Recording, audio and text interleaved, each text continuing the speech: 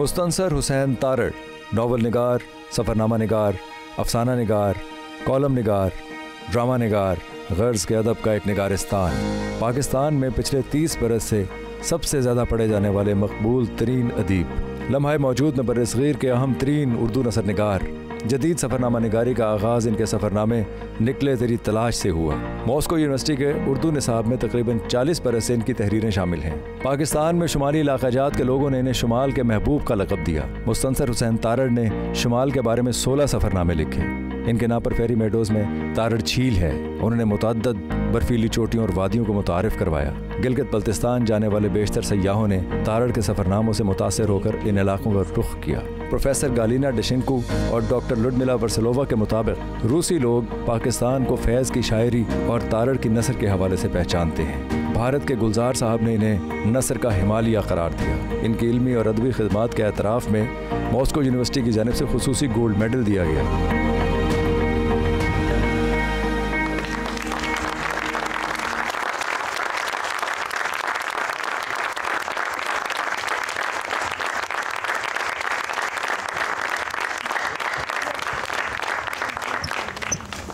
बिस्मिल्लाहिर्रहमानिर्रहीम। अस्सलाम वालेकुम ख़वातीन व हज़रात।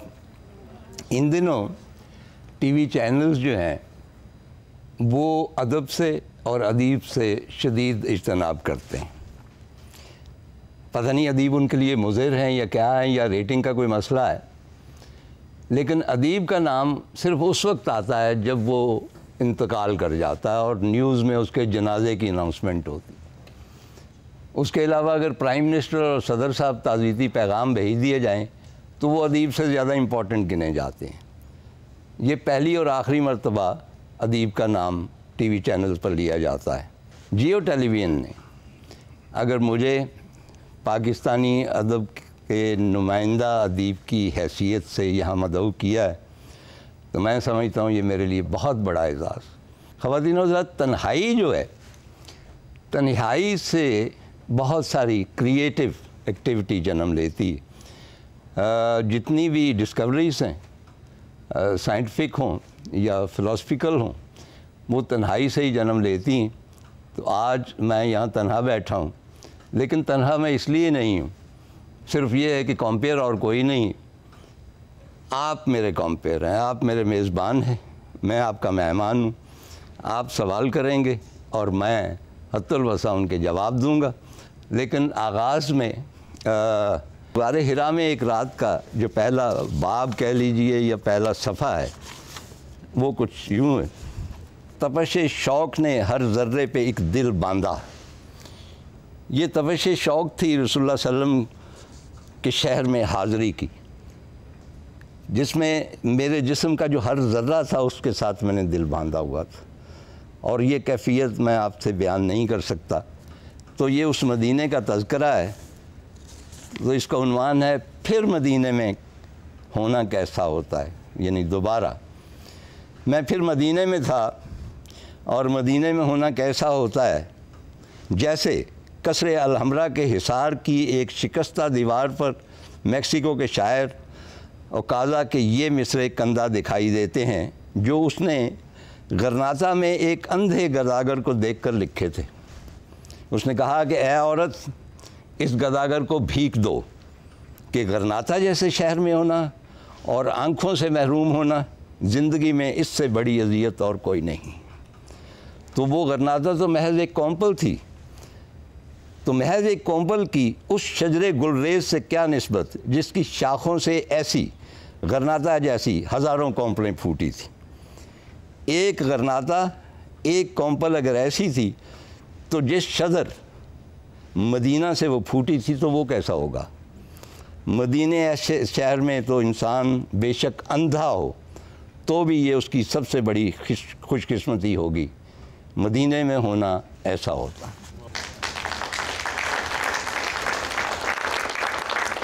जी, मैं पहले सवाल के लिए तैयार हूँ। तारड़ साहब, मेरा सवाल ये है कि क्या आप ख़ुद को एक अजीम अदीब समझते हैं? बात दरअसल ये है कि मैं हमेशा ये कहता हूँ कि मैं एक बड़ा अदीब नहीं हूँ, मैं एक खुश नसीब अदीब। जितनी खुश नसीबी मेरे हिस्से में आई है किसी बड़े अदीब के हिस्से में भी नहीं आई।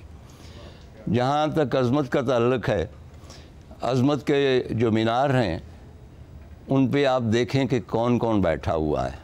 वो बुल्ले शाह हैं, इकबाल हैं, गालिब हैं, मीर हैं, मस्तवकली हैं, शाह हुसैन हैं। तो ऐसे लोग अज़मत के मीनारों पर बैठते हैं, हम तो उनकी खाक के बराबर में नहीं हैं। तारड़ साहब, गारे हिरा की रात एक सूफियाना तजर्बा था? ये एक आवारागर्द का तजर्बा था, लेकिन लोगों ने कुछ कुछ आपको सूफ़ी समझना शुरू कर दिया था। सूफियाना तब होता कि अगर मैं पहले से सूफ़ी होता या वहाँ जाके सूफ़ी हो जाता। मुझे ये किताब और मुँह अल काबे शरीफ से कुछ मसाइल पैदा हुए। अक़ीदत की वो इंतहा पहुँची जो मेरे लिए मुनासिब नहीं थी। मुझे बाबा बनाने की बहुत कोशिशें की गई। अगर मैं सूफ़ी हूँ तो मलामती सूफ़ी हूँ कि जितनी मलामत मैं ख़ुद अपने आप पे करता हूँ और कोई नहीं करता। लेकिन ये कुछ इन दिनों हो गया ना कि सूफियाना मौसीकी हर चीज़ के ऊपर आपने ब्रांड कर दिया, सूफ़ी फेस्टिवल्स हो रहे हैं, तो ये सूफ़ी होना को फैशन है थोड़ा सा। मैं उस सफ़ में शामिल नहीं हूँ। जैसा कि मैंने अर्ज़ किया कि ये मेरे अपने दिल की वारदात थी। अब यहाँ पे मैं आपको एक और इंकिशाफ किए देता हूँ। मुझे ये ना कहिएगा कि भाई ये कहाँ पे है और वग़ैरह वग़ैरह, कि रसूलुल्लाह सल्लल्लाहु अलैहि वसल्लम की ज़ात से ख़ास तौर पे गारे हिरा के बाद या वैसे जो कुछ भी पढ़ा लिखा, तो उसके बाद एक ख़ास रब्त है मेरा उनके साथ। और मैं जो कुछ भी हूँ आज, उनकी जूतियों में जो गांठें लगी हुई थी जो अपने हाथ से, हाथ मुबारक से लगाते थे, ये मैं उनकी तुफ़ैल हूँ। और मेरी ख्वाहिश भी यही है कि मरने के बाद अगर मेरी आंखें खुलें तो उन गांठों पे खुलें। तो ये मैं समझता हूँ कि जो इश्क का इजहार नहीं किया जाता, इसका चर्चा नहीं किया जाता, मैं इसके मुखालिफ हूँ। ये आपका एक प्राइवेट सिलसिला होता है। चुनाचे अव्वल मैंने ये सोचा था कि गारे हिरा में एक रात ना लिखूं, क्योंकि ये मेरा एक प्राइवेट एक मसला था। जिस तरह आपके और महबूब के दरमियान जो राज़ व न्याज़ होते हैं या जो भी कुर्बत होती है, उसकी आप इश्तिहार तो नहीं देते। तो लेकिन मैंने सिर्फ इसलिए लिखा कि ये महफूज हो जाए, क्योंकि आई फील कि गारे हिरा इज़ नॉट ए गार इटसेल्फ, जिसको केव नहीं है, वो एक खो है। और खो इस तरह होती है कि मुख्तलिफ़ जोग्राफियाई अमल आते हैं, कुछ ज़लज़ले आते हैं, कुछ चट्टानें आगे पीछे होते हैं, तो उनमें एक जगह सी बन जाती। चुनाचे वो एक गार एज सच नहीं है। और ऐन मुमकिन है कि कल कलां कोई और जोग्राफियाई तब्दीली आए और वो गार या तो ना रहे या उसकी हैत तब्दील हो जाए। तो मैं ये चाहता था कि इस किताब में उसकी आज की जो हैत है, आज की जो शक्ल है, एक एक पत्थर की तफसील मैं महफूज कर दूँ, इसलिए मैंने लिखी। अब मैंने सिर्फ अपने लिए एक नावल लिखा है रसूलुल्लाह सल्लल्लाहु अलैहि वसल्लम की हयात पे, और वो सारा ज़ाहिर सीरत रसूलुल्लाह सल्लल्लाहु अलैहि वसल्लम से मुस्तार लिए गई हैं चीज़ें। उसमें कुछ चीज़ें हैं, मसलन ये कि वो बुनियादी उसमें कस्बा जो ऊँटनी है उसके हवाले से है। और वो हम जो लोग हैं, जो नावल भी हम लिखते हैं, मुझ जैसे लोग, कोई एक चीज़ होती है जो स्पार्क करती है और वो फिर स्पार्क आहिस्ता आहिस्ता बढ़ता अल्लाह की सूरत इख्तियार कर जाता। हजूर तशरीफ़ लाते हैं हिजरत करके, तो आप जानते हैं कि वो जब मदीने में दाखिल हुए तो बहुत सारे जो वहाँ पे थे उमरा और बड़े बड़े कबीलों के सरदार, उन्होंने उनकी ऊँटनी का रास्ता रोका और उन्होंने कहा कि हमारे पास इतने हथियार हैं, हम इतने लोग हैं, आप हमारे यहाँ क़याम करें। और ऊँटनी का नाम एज यू नो कस्बा था। चुनाचे कस्बा के ऊपर वो सवार थे, और जब वो सारे उनसे दरख्वास्तें कर रहे थे तो उनकी तरफ से एक जवाब आता था। वो तमाम सीरतों में वही है कि ये मैंने फ़ैसला नहीं करना कि ये ऊँटनी ने कहाँ बैठना है, ये कस्बा ने करना है, क्योंकि लफ्ज़ है ये मामूर कर दी गई है। इसने मुझे ट्रिगर किया कि ये मामूर अगर की गई है तो किसने किया? अल्लाह ताला ने ज़ाहिर किया उसको, मतलब है कि एक पूरा मतलब है कि दी है, उसको इख्तियार दिया है।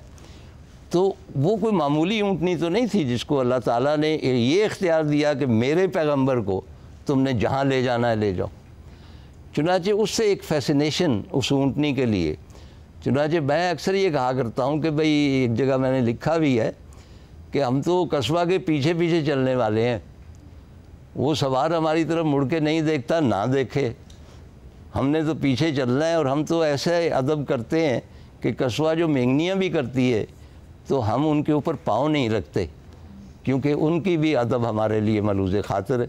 چنانچہ وہ بنیادی طور پہ ناول قصبہ کے حوالے سے ہے کہ جہاں جہاں بھی رسول اللہ صلی اللہ علیہ وسلم اس پر سوار گئے وہ واقعات ہیں۔ فتح مکہ کے بعد آپ جانتے ہیں کہ رسول اللہ صلی اللہ علیہ وسلم نے جب طواف کیا ہے تو قصبہ پہ بیٹھ کے کیا ہے۔ یہ کیسی حیرت انگیز بات ہے، بہت کم لوگ ہم میں جو ہیں وہ غور کرتے ہیں کہ قصبہ کے نصیب کیسے ہیں کہ جو پہلا طواف رسول اللہ صلی اللہ علیہ وسلم کر رہے ہیں خانہ کعبہ کے، تو قصبہ بھی ساتھ کر رہی۔ وہ یہ تاریخی لمحہ تھا جب اسلام کا غلبہ مکمل ہونا تھا۔ رسول اللہ صلی اللہ علیہ وسلم نے خانہ کعبہ کے اندر جا کے وہاں جو بت تھے کفار کے ان کو اوندہ کرنا تھا، ان کو صاف کرنا تھا، پاکیزہ کرنا تھا، اور پھر سے اللہ کا نام اس میں رائج کرنا تھا۔ تو جب وہ اندر جانے لگے ہیں تو تمام لوگ وہاں پہ موجود تھے، صحابہ کرام بھی موجود تھے، میں تفصیل میں نہیں جانا تھا۔ تو انہوں نے کس کا چناؤ کیا؟ ان سب میں سے انہوں نے حضرت بلال رضی اللہ تعالیٰ کا چنا۔ اب آپ یہ دیکھیں کہ حضرت بلال کی سربلندی کا مقام کیا ہے کہ تمام صحابہ کرام کے اوپر پریفرنس بلال کو ملتی۔ تو اس قسم کی اس کے اوپر سٹریس بھی ہے تھوڑا سا، تو اس قسم کی چیزیں اس ناول میں ہیں، لیکن چونکہ میں نے یہ ناول اپنے لیے لکھا ہے اس لیے میں اس کو شائع کروانے کا قطعی کوئی ارادہ نہیں رکھتا۔ دوسرا یہ ہے کہ ایک اور بات میں کرتا ہوں کہ میں جب حج کرنے کے لیے گیا، اور میں نے لکھا بھی ہے کہ وہ خانہ کعبہ کے دیوار کے ساتھ یا اس کے ساتھ لگ کے جب آپ آہوزاری کرتے ہیں، وہ میری بیوی بڑی بامنی قسم کی چیز ہے، وہ اس نے گئی، اس نے چوما ووما، میں نے کہا کہ تم تو مطلب ہے کہ اس طرح میرے ہاتھ کی جھوٹی چیز نہیں کھاتی، تو وہاں تو بے شمار لوگوں کے وہاں پہ ہونٹ لگتے ہیں، تو تم نے کیسے اس دیوار کو چوما، اتنی زیادہ اس کے اوپر ہونٹ لگے؟ تو اس نے کہا کہ مجھے یوں محسوس ہوا کہ جیسے حضرت ابراہیم اور حضرت اسماعیل ابھی اس دیوار کو بنا کے فارغ ہوئے ہیں، اور میں پہلی عورت ہوں جو اس کا بوسہ لے رہی۔ تو ایک کیفیت ہوتی ہے، تو میں بھی اسی طرح ہی تقریباً اسی کیفیت میں تھا، اور ظاہر ہے کہ دعائیں وغیرہ مانگ رہے تھے جو بھی۔ تو ایک دم مجھے بلے شاہ نے بڑا تنگ کیا، کیونکہ بلے شاہ نے کہا کہ بلیا پی شراب تے کھا کباب تے ہیٹ بال ہڈاں دی اگ تے چوری کر پن کر رب دا تے ٹھگ اس ٹھگاں دے ٹھگ۔ اور مجھے ساری عمر شعر کا مطلب نہیں سمجھ آیا تھا۔ میں نے جب وہاں پہ خانہ کعبہ کا غلاف پکڑا ہے اور جب یہ شعر میرے ذہن میں آیا ہے، تب مجھے احساس ہوا کہ بلے شاہ کی بلندی کیسی تھی، اس کی سوچ کہاں تھی، اس کا عشق کتنا ایکسٹریم پہ تھا۔ بلے شاہ کی بیشتر جو ہیں وہ قرآن پاک کی آیتیں ہیں، یعنی جب وہ کہتا ہے ٹھگاں دے ٹھگ، تو وہ ہے، وہ آپ کو پتہ ہے کہ میں تم سے زیادہ مکر کر سکتا ہوں، میرے ساتھ مکر کرتا، یہ وہی چیز ہے نا۔ چنانچہ کہنا میں یہ چاہتا ہوں کہ وہ جو ہے عقیدت اور عشق کی معراج، وہ میرے نصیب میں نہیں آئی جو بلے شاہ کے نصیب میں آئی۔ تو اس لیے جو لوگ مجھے صوفی سمجھتے ہیں وہ غلط سمجھتے ہیں۔